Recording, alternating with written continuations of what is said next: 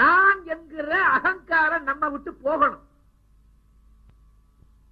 ஆணவத்தை அகற்றிக் கொண்ட பிறகுதான் இந்த வழிபாடுகளை செய்ய வேண்டும் என்றால் அது முடியாது.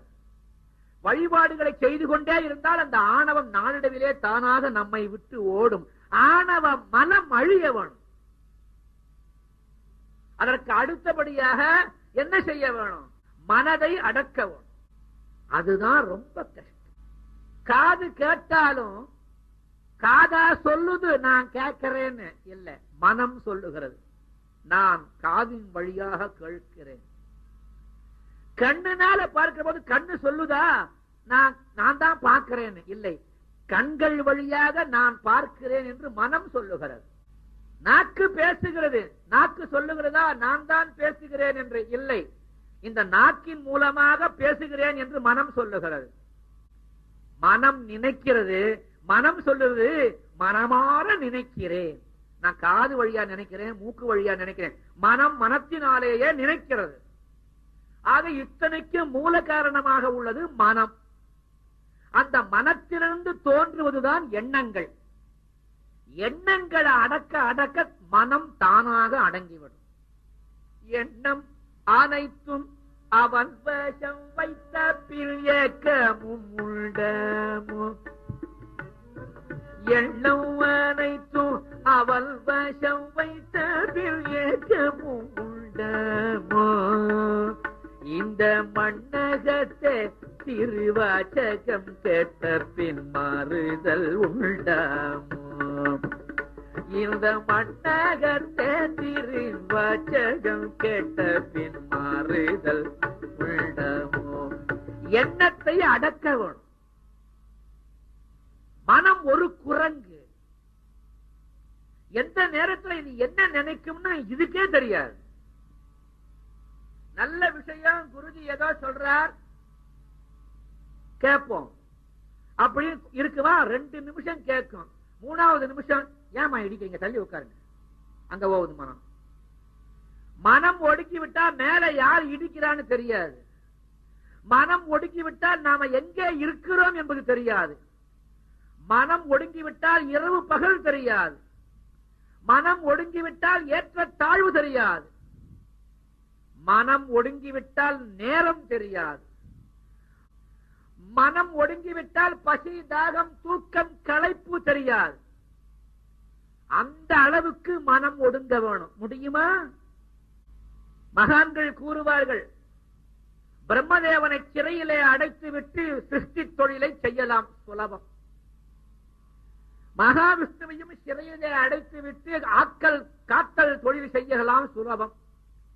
சிவபெருமானையும் அந்த சிறையிலே அடைத்து விட்டு அழித்தல் தொழில் செய்யலாம் சுலபம். 7 சமுத்திரங்களையும் கையிலே எடுத்து குடித்து விடலாம் சுலபம். இரவை பகலாக்கலாம், பகலை இரவாக்கலாம் சுலபம். ஆனால் மனதை அடக்குவது அவ்வளவு சுலபம் அல்ல என்று மகான்கள் கூறுகிறார்கள். மனம் ஒடுங்க வேணும், மனத்தை ஒருநிலைப்படுத்த வேணும். இந்த மனத்திற்கு பாக்கி 4 வாசல் இருக்கு. அது என்ன 4 வாசல்? காது அது ஒரு வாசல், கண்ணு அது ஒரு வாசல், மூக்கு அது ஒரு வாசல், நாக்கு வாய் அது ஒரு வாசல். இந்த 4 வாசல் வழியா உள்ள போறதான் மனசு நினைக்கிறது, எண்ணுகிறது. இந்த மத்த 4 வாசலையும் எப்ப நாம மூடுறோமோ அப்பதான் உடனே குருஜி இது ஒண்ணும் கஷ்டமே இல்ல, இப்பவே மூடுறேன் பாருங்க. பெருசா பஞ்ச எடுத்தா 2 காது வச்சு அடைச்சுக்கிட்டான், மூக்க இப்படி பிடிச்சுட்டான், வாயையும் மூடிட்டான், அடைச்சுட்டேன், கண்ணையும் மூடிட்டான். 1 நிமிஷத்துக்கு மேல முடியாது. அப்ப என்ன பண்ணுது? ஒன்னால முடியல. முடிகிற மாதிரி நடிக்கிறமே தவிர முடியல. அப்படி பஞ்ச போட்டு அடைச்சா மூட முடியாது.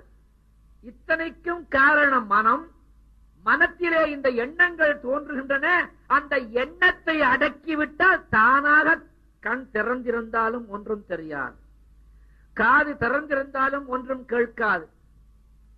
எத்தகைய காரணம்? பேச மனம் வராது, மூக்கு சுவாசிக்காது, பிராணாயாம பந்தனம் ஏற்படும், சுவாசிப்பதும் நம் அறிய மாட்டோம். அப்படி மனதை முதற்கண் ஒடுக்க வேண்டும். எப்படி ஒடுக்க வேண்டும்? ஒடுக்குவதற்கு தந்திரமா மந்திரமா உபதேசம் உண்டா? அப்படிதான் இருக்குன்னா அது பித்தலாட்டம், ஏமாத்து வித்தை. மனதை ஒடுக்க ஒரே வழி குருவினிடத்திலே தியானம் ஏற்பட வேணும். குரு வழிபாட்டிலே சிறந்து விளங்க வேணும். குருவுக்கு பிறகுதான் இறைவன். குரு வேறு, இறைவன் வேறு அல்ல. குரு பிரம்மா, குரு விஷ்ணு, குரு தேவோ மகேஸ்வரா. குருதான் பிரம்மா, குருதான் விஷ்ணு, குருதான் ஈஸ்வரன், குரு சாட்சாத் பரபிரம்மம். குருதான் அந்த பரபிரம்மம்.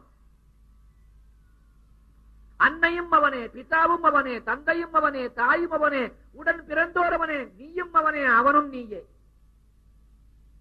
அந்த அளவுக்கு இரண்டர கலந்த மனப்பான்மையோடு குருவை நினைக்க வேணும். அடுத்தது குருவுக்கு சேவை செய்ய வேணும். குருஜி, என்னோட குரு ஆஸ்திரேலியாவில் இருக்க, நான் எப்படி போய் சேவை செய்யறது? துணி தோச்சி போட்டதான் சேவையா? இல்லை, அவர் சொல்லுகின்ற நல்ல உபதேசங்களை பின்பற்றினார், அதுதான் உண்மையான சேவை. ஏதோ உனக்கு அதிர்ஷ்டம் இருந்து குருவினுடைய சன்னதியிலே இருக்கிற நேரம் ஏற்பட்டா அந்த நேரத்திலே அவருக்கு உடலினாலே நீ தொண்டு செய்யலாம். நேராக இருக்கும் சந்தர்ப்பம் கிடைக்கும் பொழுது உடலினாலே தொண்டு செய்யலாம். மற்ற நேரங்களில் எண்ணத்தினாலே தொண்டு செய்ய வேண்டும். நல்ல எண்ணங்களினாலே தொண்டு செய்ய வேணும். எந்த நேரத்தில் எப்போ நமக்கு சாவு வருமோ, இன்னைக்கு வருமோ, நாளைக்கு வருமோ, இப்பவே வருமோ தெரியாது. ஆகையினாலே மரண பயத்தோடு இருந்து கொண்டு குருவுக்கு சேவை செய்யணும். இப்படி குரு தியானமும் குரு சேவையும் வளர வளர வளர நாளடைவிலே இந்த மனது நீ சொன்னபடி கேட்கறதுக்கு தயாராயிடும். நல்ல நிலை கிடைக்கும். அடுத்தபடியா என்ன செய்ய வேணும்? இந்த மனசு அங்கேயும் இங்கேயும் ஓடுறது, இதை பிடிச்சு இழுக்கணும். எப்படி இழுக்கிறது? அது சிவனார் திருநட்டலோ, சிவனார் திருநட்டலோ, ஆதல் பெருமை எவரறிவர் அறிந்தால் அவர் பெரிய சிவனார் திருநட்டலோ. சிவசாரம் பேர் இன்பமிச்சாரும் பவசாகரம் விலக பாரும் பொன்னம்பலத்தே சிவனார் திருநட்டலோ. அறம்பொருள் இன்பப்பால் அருளும் வள்ளுவனாயன் குரல் கண்டான், குணம் கண்டான், வீழ்ந்த குண்டலம் கண்டான், தினமும் கொண்டாடி நந்தன் தீயில் கலந்து கொண்டான், விரல் காட்டி ஆடும் ஐயல் பணிகாட்டி ஆடும் இல்லை சிவனார் திருநட்டனோ. எண்ணங்களை ஒடுக்க வேணும். எண்ணங்களை ஒடுக்கினால் மனம் சொன்னபடி கேட்கும். மனம் என்று ஒன்று கிடையவே கிடையாது. அது வெறும் கற்பனை. அதை தெரிந்து கொள்ளுகிற வரையில் அது இருப்பது போல் தோன்றுமே தவிர உண்மையிலே மனம் என்று ஒன்று கிடையாது. இந்த மனதை ஒடுக்க வேணும். என்ன வழி?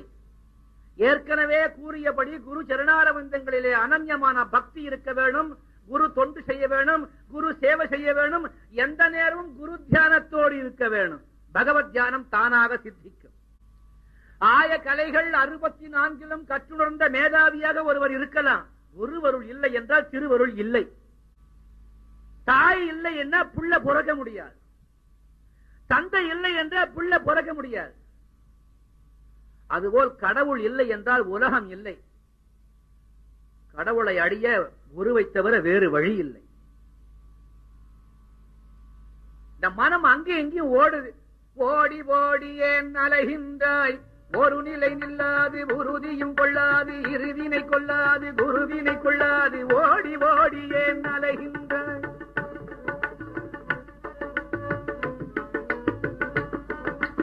ஓடி ஓடி ஏன் அலைகின்றாய், ஒரு நிலை நில்லாது குருவினை கொள்ளாது, உறுதியும் கொள்ளாது, இறுதினை வெல்லாது, ஓடி ஓடி ஏன் அலைகின்றாய். இந்த மனம் அங்கே எங்கேயும் ஓடுது. உறுதி இல்லை. எல்லாம் அறகுறை. என்றைக்கு திட நம்பிக்கை திட நிச்சயம் வருதோ அப்போதான் நம்ம மேல வர முடியும். அது என்னைக்கு வரும் நமக்கு தெரியாது. முயற்சி செய்ய துவங்கணும். பள்ளிக்கூடத்துல போயாச்சு, படிச்சாச்சு, வேலை கிடைக்கல, ஒருத்தன் வீட்டுல சும்மா இருப்பனா ஏதோ ஒரு வேலை கிடைச்சா தேவைன்னு அலையறது இல்ல. நமக்கு ஒரு பொருள் தேவை, அந்த பொருளை எப்படியாவது பெற்றுவிட வேணும். இந்த கடையில கிடைக்கணும் அந்த கடைக்கு போ, அந்த கடைக்கு இந்த கடைக்கு போ, இந்த கடையில கிடைக்க. சில பேர் இருக்கான் கிடைச்சா கூட 10 கடையில விசாரிச்சு எங்க ரொம்ப சீப்புன்னு பார்ப்பான். மனதுல மனசை அடக்கிறதுக்கு இன்னும் சில குணங்கள் தேவை. அடுத்தது என்ன? திருப்தி வேணும். கிடைத்ததை போதும் என்ற மனமே பொன் செய்யும் விருந்து. போதும் என்ற மனமே பொன் செய்யும் விருந்து. கிடைத்ததை வைத்துக் கொண்டு திருப்தி அடையணும். எவ்வளவு இருந்தாலும் பத்தலையே, ஐயோ போறலையே, பத்தலையே பத்தலையே, உனக்கு இங்க மேல பத்தல. கிடைத்ததை வைத்துக் கொண்டு திருப்தி அடையவன். மனதை அடக்குவது சும்மா அடக்க முடியாது. இப்ப நான் சொல்றதெல்லாம் நோட் பண்ணிக்கங்க. முதலிலே குரு வழிபாடு, அதுக்கு சிறந்தது ஒண்ணும் கிடையாது. அதனுடைய தொடர்பாக அடுத்தது தேவைக்கு மிஞ்சி நமக்கு தேவையில்லை. இருப்பதை வைத்துக் கொண்டு திருப்தி அடைய வேணும். மனதை அடக்க இது 2வது வழி.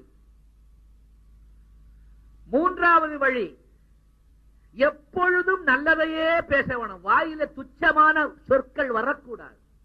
பிறர் மனம் நோகும்படியான சொற்கள் நம்ம வாயிலிருந்தும் எண்ணத்திலிருந்து கூட வரக்கூடாது. எப்பொழுதும் நல்லதையே பார்க்கணும், எப்பொழுதும் நல்லதையே கேட்கணும், எப்பவும் நல்லவங்களோடவே அதிகமாக சேர்க்க வச்சுக்கணும். இதைத்தான் சங்கரர் சொன்னார், ஆதிசங்கர பெருமான். சத்சங்கத்வே நிச்சங்கத்வம், நிச்சங்கத்வே நிர்மோகத்வம், நிர்மோகத்வே நிச்சல தத்துவம், நிச்சல தத்துவே ஜீவன் முக்தி. பரமபதம் அடைய வழி சொல்றார். சத்சங்கத்வே நிச்சங்கத்வம். நல்ல மகான்கள், நல்லவர்கள், மகான்கள். சத்சங்கம் என்ன? சும்மா கும்பலா கூடிட்டு பஜனை பண்றது இருக்க, அது இல்ல சத்து சங்கம். என் ஆசான் அடிக்கடி சொல்லுவார், சத்து சங்கம் சத் சங்கம். என்ன சத்து என்றால்? ஜீவன், ஆத்மா. இந்த ஆத்மாவை அறிந்தவர்கள் எவர்களோ அவர்களோடு சேர்க்கை வைத்துக் கொண்டிருப்பதற்கு பேர் தான் சத் சங்கம். சும்மா கும்பலா கூடுறது, பஜனை பண்றது, கோயிலுக்கு போறது, இதெல்லாம் சத் சங்கம்.